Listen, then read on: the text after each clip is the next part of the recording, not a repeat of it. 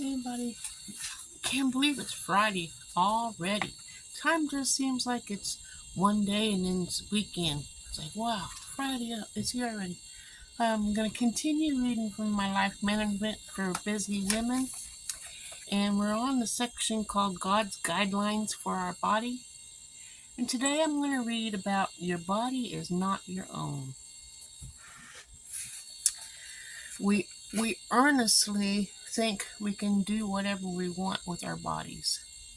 After all, we mistakenly include our body as our own.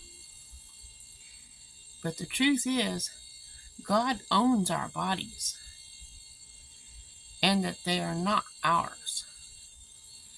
Paul's words shout to us across the centuries with a sort of astounding and stinging "What?" He incredulously asks, "Do you not know that your body is a temple of the Holy Spirit who is in you, whom you have from God, and you are not your own?" That's 1 Corinthians 6, verse 19.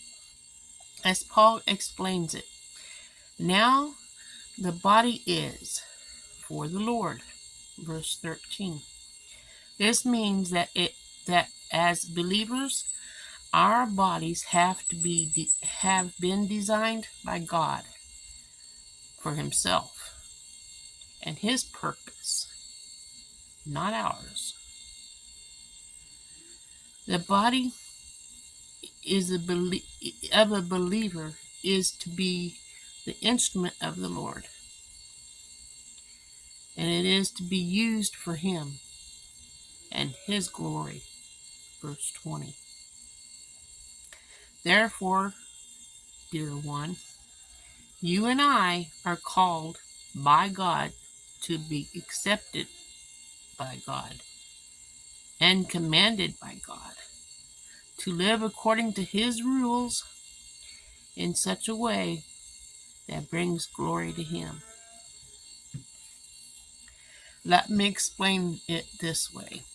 Did you ever live in a dormitory or share an apartment with other women, or in a camp facility? In these settings, you more than likely helped to create or were issued a set of house rules. Why? Even at the home, your parents probably had house rules. Well, it's a shame for you and me as Christians, since our bodies belong to God and in His house, a temple that houses the Holy Spirit. You are to live by God's rules, by the owner's rules. You are not to violate the rules set by the owner in the house or the temple. And what are some of God's house rules? What are some of His rules for governing our bodies, which houses the Holy Spirit and are the temples of God? To start off God's list, He has a short list of house rules for the body, which is, we've learned His body. Flee sexual immorality. 1 Corinthians 6:18. Flee also youthful lust. 2 Timothy 2:22. Do not love the world or do the things in the world. 1 John 2:15. Abstain from fleshy lusts. 1 Peter 2:11. Abstain from every form of evil. 1 Thessalonians 5:12. 22. I trust you get the picture. I imagine, too, that you're wondering why your body is not yours, why it belongs to the Lord. Well, here's God's answer. And that's going to be next week. Well, I guess I'll go ahead and read his answer. Your body is bought with a price. The Holy Spirit occupies only that which is his own. And beloved, God has obtained your body at tremendous cost.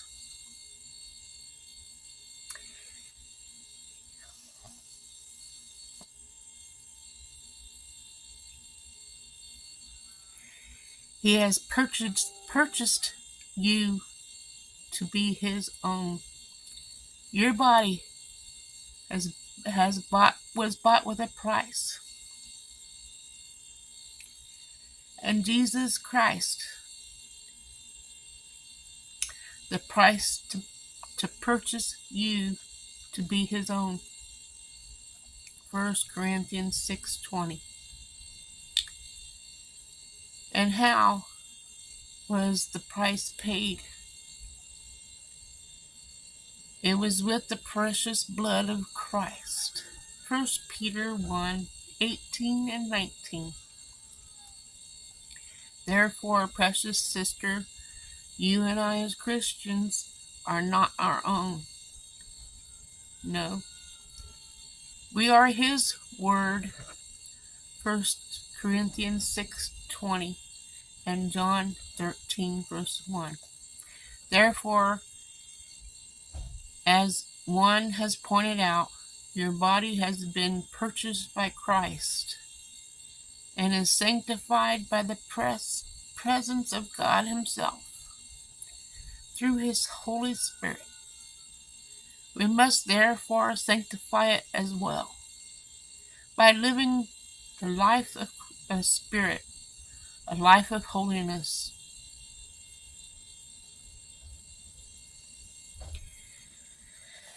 So next week I'll be reading You Are to Glorify God in Your Body. So I look forward to seeing you Friday. Come on in and we can learn what it says about you are to glorify God in your body. So I'll catch you on the next one. You have a wonderful weekend and God bless you. Remember, God does love you. And so do I. Ta-ta for now.